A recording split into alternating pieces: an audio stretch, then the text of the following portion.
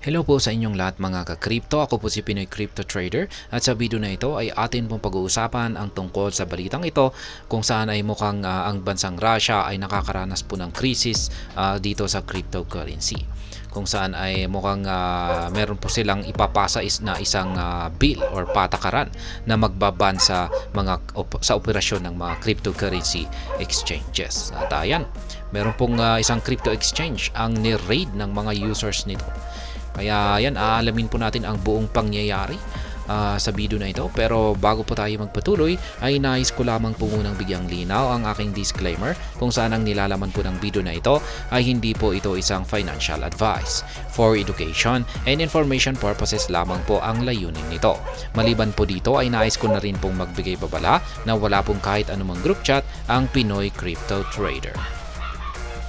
At ayan, ang sabi rito ay the Duma, the lower house of the Russian Federal Assembly, is considering a bill to ban cryptocurrency exchanges amid controversy over the country's domestic cryptocurrency exchange, Bybit. Kaya yan, ang lower house ng Russian Federal Assembly na tinatawag po nilang Duma ay ito po yung sila po yung gustong magsulong ng isang bill or patakaran na iban ang mga crypto exchanges dito sa bansang Russia.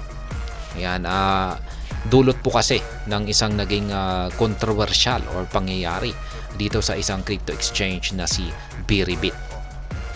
Yan, sabi rito ay Bybit, an official licensed exchange in Russia, followed a change in leadership. Announced on Telegram that discrepancies were found in the company's financial statements which required an audit. Kaya yan, nagkaroon po ng panibagong leadership ang Bybit na crypto exchange dito sa bansang Russia. Yan, at base po sa kanilang announcement sa kanilang Telegram ay ang naging problema po kasi rito ay meron daw pong pagkakaiba sa financial statements ng kumpanyang ito. Ibig sabihin ay sa madaling salita ay parang may corruption po na nagaganap dito kay Bybit. Kaya kailangan daw po ito ng isang audit.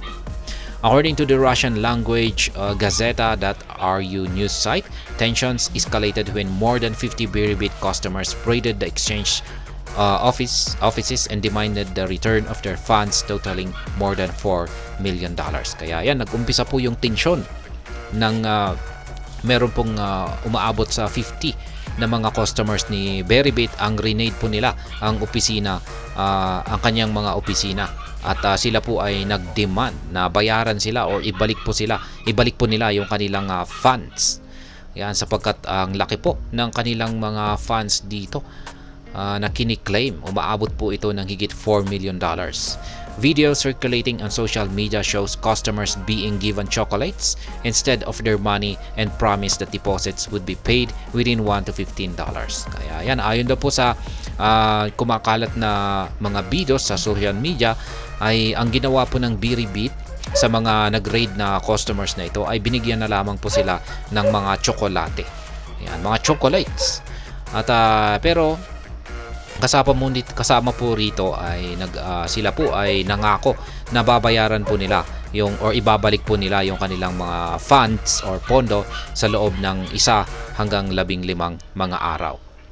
According to the report, Bybit employees tried to escape through a back door but were stopped by angry customers who called the police. Ayan, sinubukan daw pong tumakas ng mga empleyado ng Bybit. Ayan, sa isang back door or isang sikretong daanan para takasan yung mga galit na kanilang mga customers. Pero hindi po sila nakatakas sapagkat nahuli po sila ng mga customers at nagtawag pa sila ng mga pulis. Bybit claimed that it has since processed withdrawals and the first batch of payments have already gone out to customers.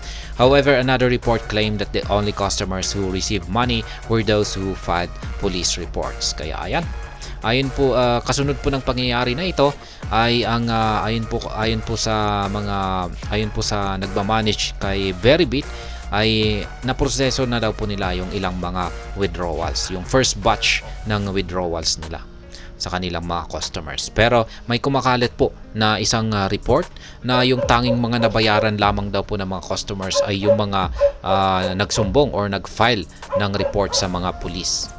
In the midst of this debate, Russian State Duma lawmakers have introduced a bill that would ban cryptocurrency exchanges in the country. Kaya yan, dulot po ng pangyayari na ito ay yung Russian State ng Duma, yung mga tagagawa ng mga batas nila, ay nag-introduce na po sila ng isang bill na magbaban sa mga crypto exchanges, yan, operasyon ng mga crypto exchanges sa kanilang bansa. However, if the law is passed, crypto transactions in mining firms registered with the government will still be allowed. The bill will also ban cryptocurrency advertising. Kaya yan, mukhang yung matitira na lamang po na mag-ooperate na crypto exchange dito sa bansang Russia ay yung mga naunang mga crypto exchange na nakakuha na ng mga lisensya. Ayan. Pero yung mga bago siguro na mag-a-apply na mga crypto exchanges ay malamang ay hindi na po papayagan. Yung pag-advertise na rin ng cryptocurrency sa bansang Russia ay ipagbabawal na rin. At yan ay kung maaaprubahan ang bill na ito na ipapasa ng Russian State Duma. Ayan. Yan po ang tungkol sa balita natin na ito. At hanggang dito na lamang po tayo sa video na ito. Sana po ay inyong nagustuhan ang aking paliwanag sa video na ito. Kung inyo po itong nagustuhan ay pakiclick lamang po ang like button nito. Para naman po sa mga bago lamang dito, kayo po ay aking inaanyayahan para mag-subscribe. Pakiclick na rin po ang bell icon nito dahil ito po ang siya magsisilbing notification nito sa mga bago kong videos na akin pong ina-upload sa aking YouTube channel na ito. Marami pong salamat sa panonood. Ingat po tayo lagi at God bless po sa ating lahat.